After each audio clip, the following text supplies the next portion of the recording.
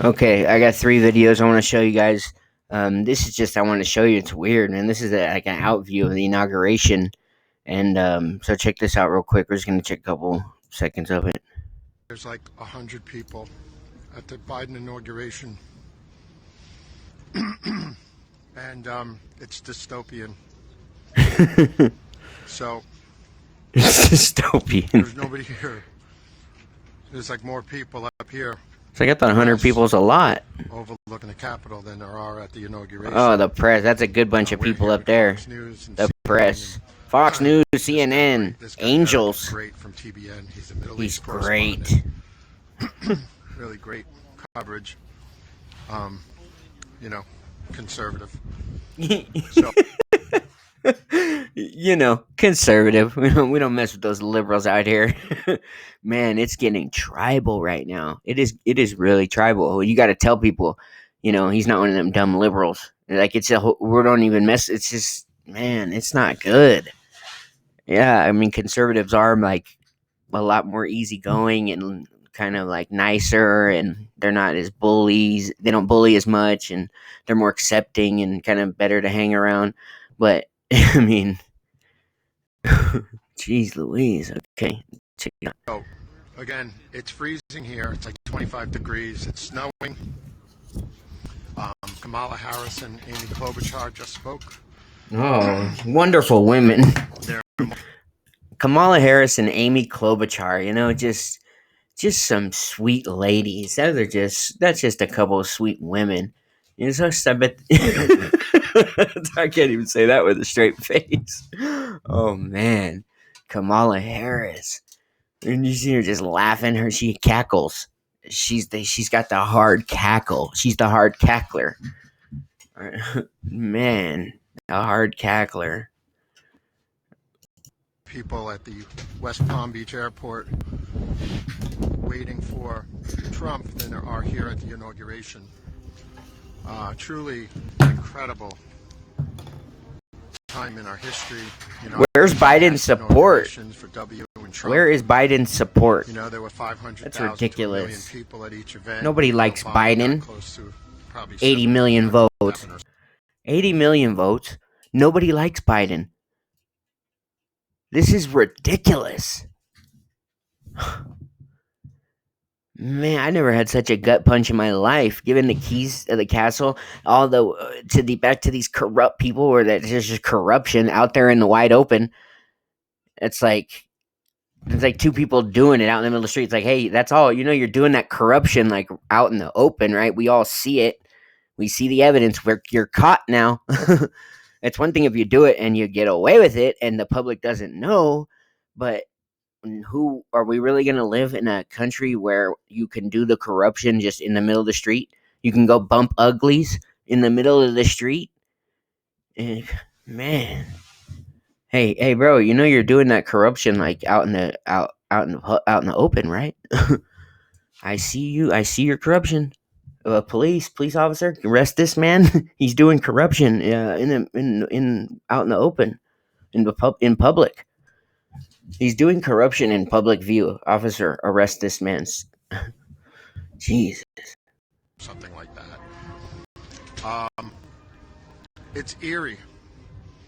It's the first time Biden got thousands of people to his event, but they're all National Guardsmen who were forced to be here. There is no security threat down here. I know. It's just a lie. And I think they brought in these 25,000 troops because Biden couldn't get enough people to his inauguration, and it's a cover. Some BLM wannabe ice skater, a figure skater. I think he's a speed skater, but we'll call him a figure skater. John Sullivan leads a little, march of LARPers into the Capitol, and they're like, "Oh my God, it's ISIS! They're like ISIS! Did you see those tactics? Like they went and let off a car bomb or something, or hit the trade towers." Do you realize that guy with the horns? Everybody's seen that doofus, the shaman, the Q shaman. They're comparing the Q shaman to I don't even know, whoever, ISIS. That's ridiculous. We're under attack. America, we're under attack. If you are hearing this transmission, you are the resistance. Wake up. Um, I was going to come on here and try to be funny, but I'm actually sad. This place is a Damn. ghost town. Yeah, he's watching that inauguration, and he planned on trying to be in good spirits, and he's just like, I can't do it. This is just depressing. Just watching all this corruption, this theft out in the open, in person too. That's a lot of just evil energy floating around that whole space right there. You just have like evil spirits just cruising back and forth above their heads. All those people down there. That's just a whole bunch of just wickedness down there. He's like, I'm just sad. I can't even be funny, guys. I'm sad. Fuck. All of DC is a ghost town. Their businesses have been pummeled by these This is, lockdowns. we are under attack. Problems. And All right. Next one is Rand Paul, who goes off on the Senate floor. Yeah, I just had to put this because he's just right, and he breaks it down. This guy's an Ivy League college graduate. He's a smart dude, and you can't just undermine him as some doofus. Like this he's a smart guy. Let's watch what he. Oh, I'm gonna start right here. Let's go. An impeachment will ostensibly ask whether the president incited the reprehensible behavior and violence of January 6th when he said, So if the president incited violence, tell me about it, because I'm not down with that. I don't want a president to, because a lot of people will listen and do what a president says. So I need to know. Thank you, Rand Paul. You're going to inform me of this violence that he incited. He's told them to do something violent. Let me hear what did he say? I know everyone here will soon march to the Capitol to and kill peacefully and patriotically make your voices heard. Peace. That's not violent. So they're going to impeach him for that. So, and whoever's going along with that, that's strong arming me. He didn't break the rules. He didn't incite violence, and you're gonna charge him and do the proceedings as if he did, and try to impeach him like he did. We're being strong armed. That's a mafia move. That's not going with procedure and going by the law. So anybody listening to this, if you're voting Democrat, you are being corrupt. You are, without saying something, you have to say something. You can't back this. He didn't incite violence. He said peacefully. So if you're down with this, that's like backing corruption and just a power play. You want to just be the mob. Why don't you just come and extort my sandwich store or my liquor store or whatever, my laundromat? Otherwise, you'd be ashamed if something happened to this nice republic you guys got here. Jeez Louise. Peacefully and patriotically. Hardly words of violence. You could say that again. But what of Democrat words? What of Democrat incitement to violence? No Democrat will honestly ask whether Bernie Sanders incited the shooter that nearly killed Steve Scalise and volunteer coach. The shooter nearly pulled off a massacre. I was there because he fervently believed the false and inflammatory rhetoric spewed by Bernie and other Democrats, such as the Republican health care plan for the uninsured is that you die. So, if you don't know exactly what happened when Steve Scalise got shot, they're at the baseball, and the shooter wanted to kill Rand Paul. He was going there, he was at least one of the main targets, and they're all playing softball, and here comes out of, I think, left field, from the outfield, a guy up with a long gun and walking towards them and shooting. And there's two Secret Service people in the stands, and they have pistols only on them. And they immediately get up and go to engage, and they engage the shooter and get into a gunfight with the shooter from at distance. So it took a little while, but they eventually hit the shooter after closing distance. But the shooter, before they could hit the shooter, he had hit Steve Scalise in the head. So I mean, that's imagine that you're playing softball and here comes some guy with he's got the strap around his shoulder, holding up the AR-15, and he's just going pop pop pop pop, hit trying to shoot people because he thinks they think these people are so evil. Rand Paul's not evil. He's a good dude. I mean, he's a normal. I mean, he just believes in personal responsibility. But they because their ideas, the left's ideas, are not the winning ideas. Nobody wants to be controlled and taxed a lot, and we know a big government leads to corruption. And it's nice to have like security, and so their arguments aren't going to win. So they have to defame. They have to make you not even want to hear the right side of the aisle's arguments.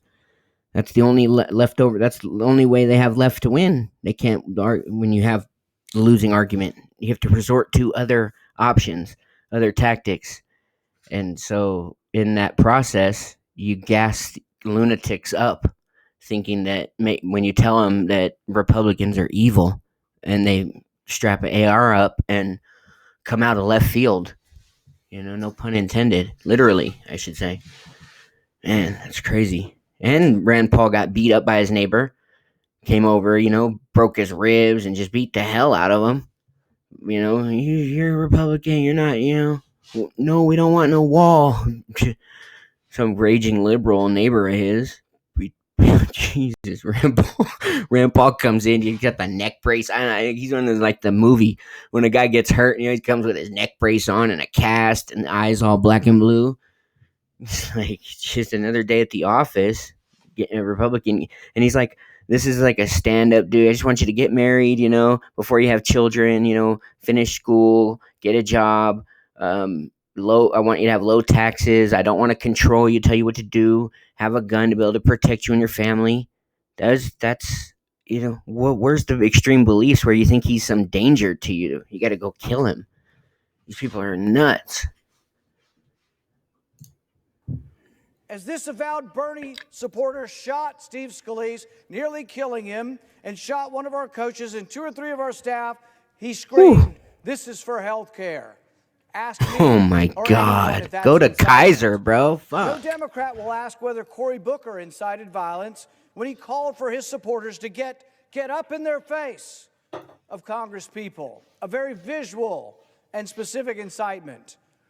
No Democrat will ask whether Maxine Waters incited violence when she literally told her supporters, and I quote, that if you see a member of the Trump administration at a restaurant, at a department store, at a gasoline station, or any place, you create a crowd and you push back on them. Is that not incitement? Not for Democrats. My wife and I were pushed and surrounded and screamed at by this same type of mob that Maxine likes to inspire. It's terrifying to have a swarm of people threatening to kill you, cursing at you, and literally holding you hostage until police come to your rescue. That night we were assaulted by the crowd. I wasn't sure if we'd survive even with the police protection. It was bad. But no Democrat has ever considered impeaching Maxine for her violent rhetoric. In fact, because we're adults, Republicans, to our credit, have never once thought it legitimate to formally censor or impeach these Democrats. No Republican has sought to use the government to hold these Democrats responsible for Antifa and Black Lives Matter violence that has consumed our cities all summer, resulting in over $1 billion of destruction, looting, and property damage. Not one Republican said, "Oh, let's impeach the Democrats who are inciting this," because it would be ridiculous. Do you know how many times Rand Paul has done that? Gotten up on the House floor or the Senate floor and talked about a liberal double standard, a Democrat double standard, the Democrat two-step. Rules for me, not for different. Rules for me, for thee. Stick it up your yee. It's like he's just been doing that for years. Gets up, rah, rah, rah, rah, totally right every time, sane, the adult in the room, basically, usually, and pointing out a liberal hypocrisy and double standard, just like that we always do. Hannity just goes off, the raging media mob, the da da da, and then just point out their double standard night after night after night. Meanwhile, they just advance. They take your coastline, they advance. They take this city and another city, and they're just advancing. And we're like, hey, they're doing this, and we're just pointing it out. They're not playing by the rules. Let's check out this next video. What do we got here? Oh, some little TYT action. I used to like TYT, and then I got red pilled. Let's see what we got. If you're pro censorship, you are a dangerous person. It's really kind of disgusting, you know. Like, let everybody talk. How would you feel if people don't let you talk? So, and who gets to set that line on what's acceptable and what's not? So stop. It's disgusting. It's so immoral to try to control other people on what they can say or what they can hear. So, but let's watch Anna Kasparian go ahead and promote that very such thing. Give it to us, Anna. Sell us a good batch of censorship. Has Fresh, been fresh out the deplatformed from oven. every major social media platform. New data indicates that the spread of misinformation has dramatically dropped. Now, of course, there's the issue of censorship. We'll get to that in a minute. I always make sure that we spend some time discussing that, but it's also important to acknowledge.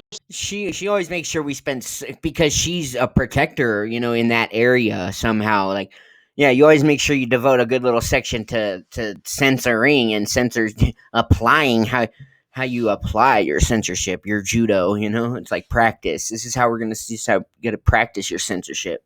This is how you silence people. Watch out! It's like karate class for them. The fact that Donald Trump should have been deplatformed. I agree with deplatforming Donald Trump. Oh my especially God. after we had violent insurrectionists and rioters. He said peacefully and patriotically. We already saw that. That is just, I agree with deplatforming. Da da da.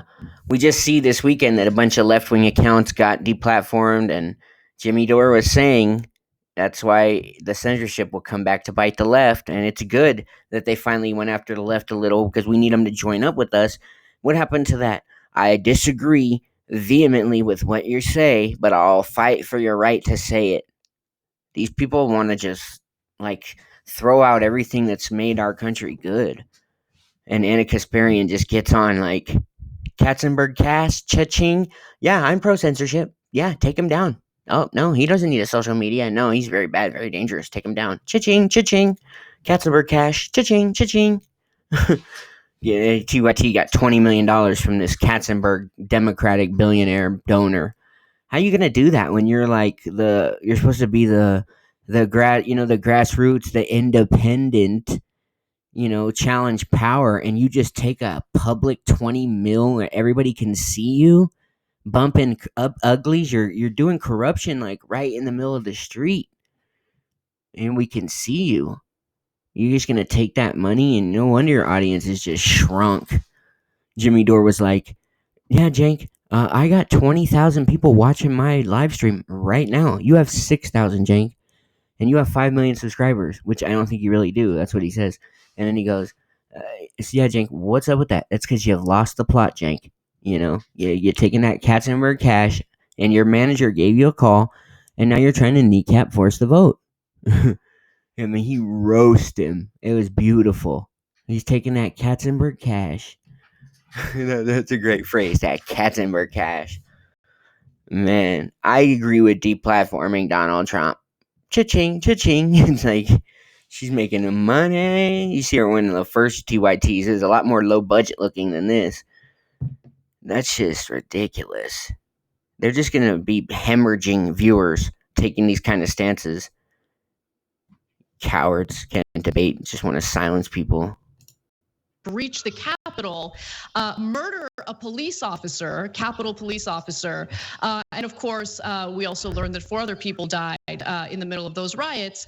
So Trump's provocations and spread of misinformation was an issue, and I'm glad that finally these social. Let me say something. It is so bad journalism to lob out a generalization about somebody, like what she just said. He incited da da da da da. He did these general statements, and then doesn't provide an example. She's not going to read the transcript of what he says, because in that transcript, it's going to say, "I know you're walking over to the Capitol to peacefully and patriotically let your voices be heard, not let your fists be felt."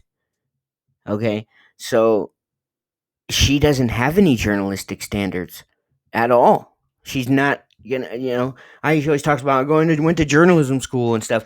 Well, you went there just to deface and debase journalism. You're making a mockery of journalism. You are doing propaganda. You're just doing good old fashioned propaganda.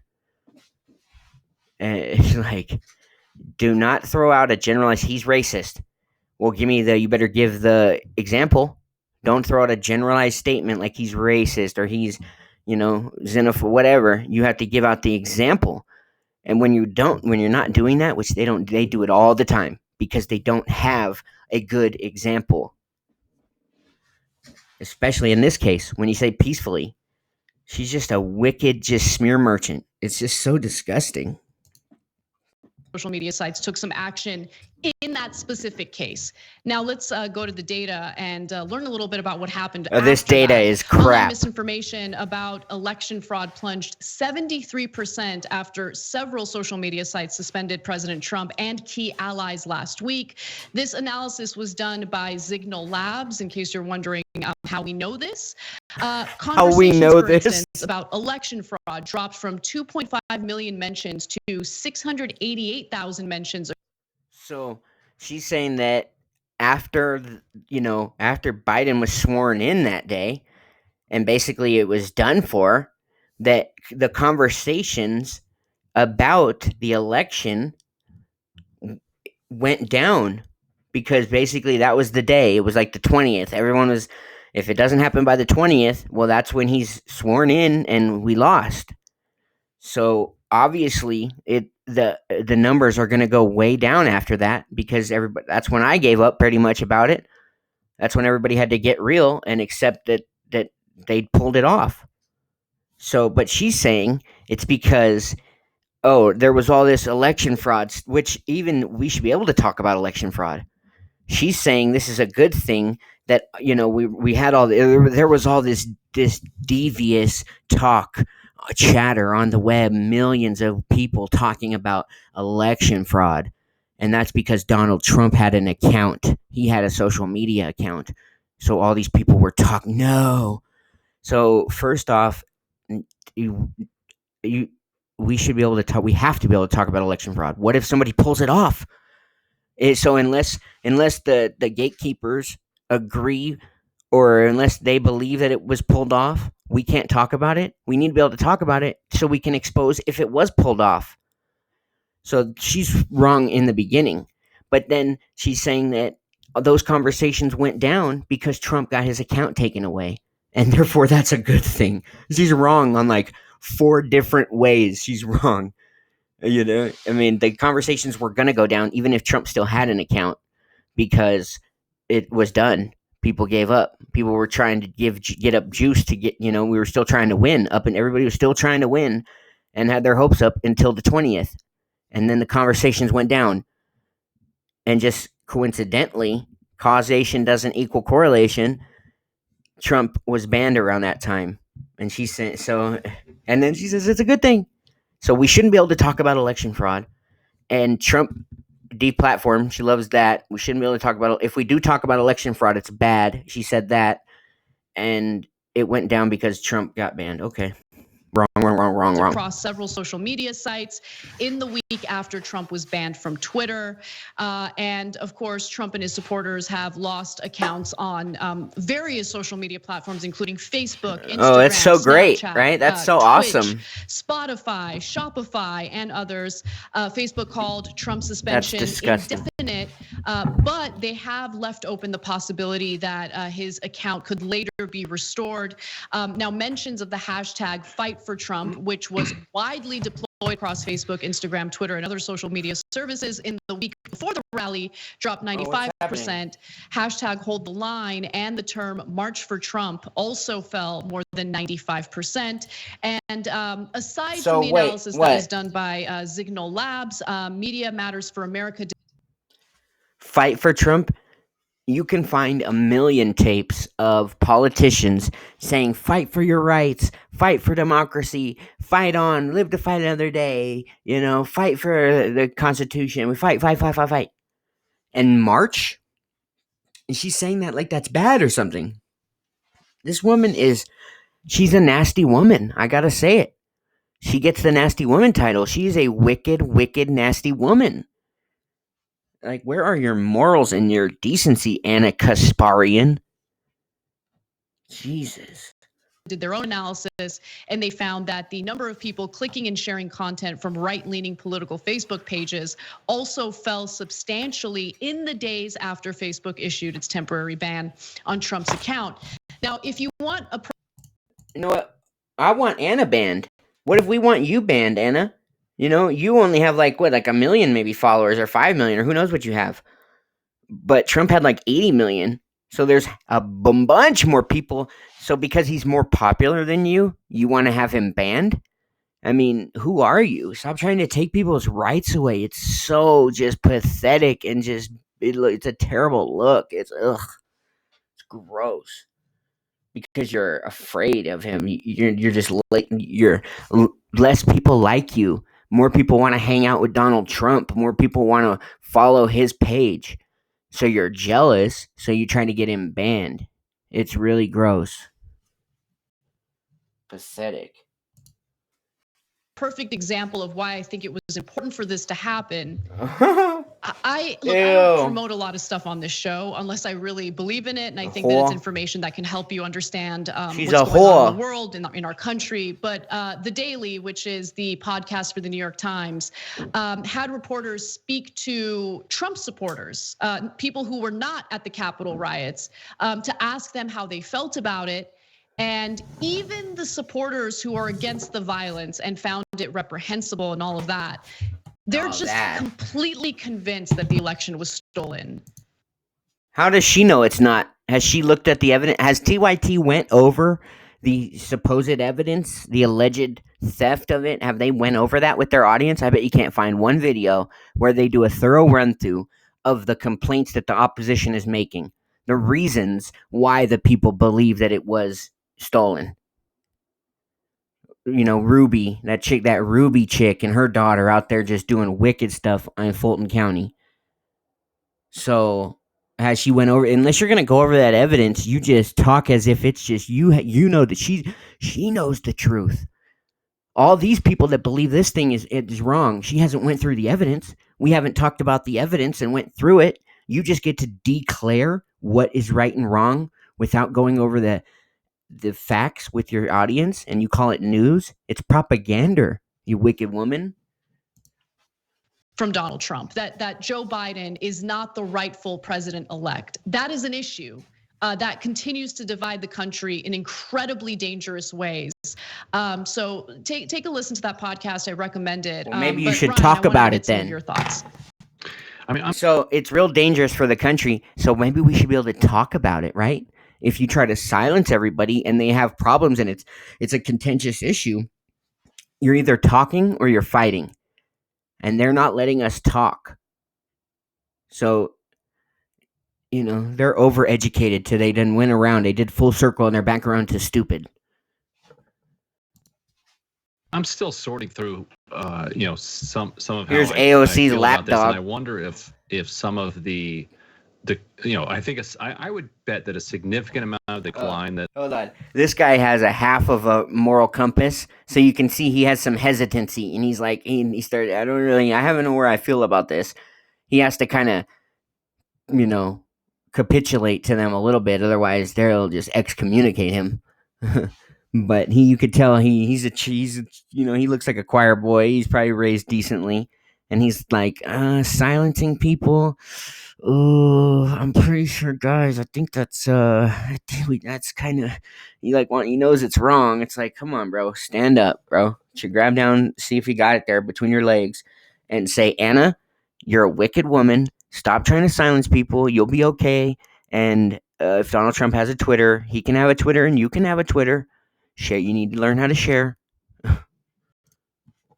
That they're pointing to is directly related to the fact that the insurrection failed so spectacularly.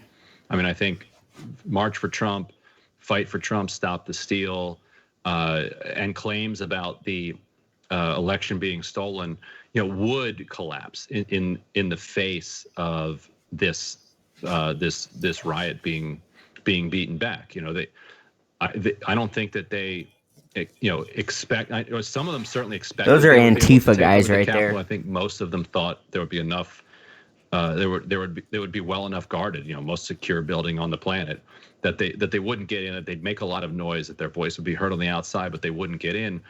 Once they got in, and they saw the public reaction to that, it really set back everything that they were advocating for in such a tremendous way that I don't know if that alone accounts for all of it. It's not fair. It is interesting that Media Matters found that Media Matters, right-wing sites Media Matters, man. Come on. also had a significant drop in traffic to them.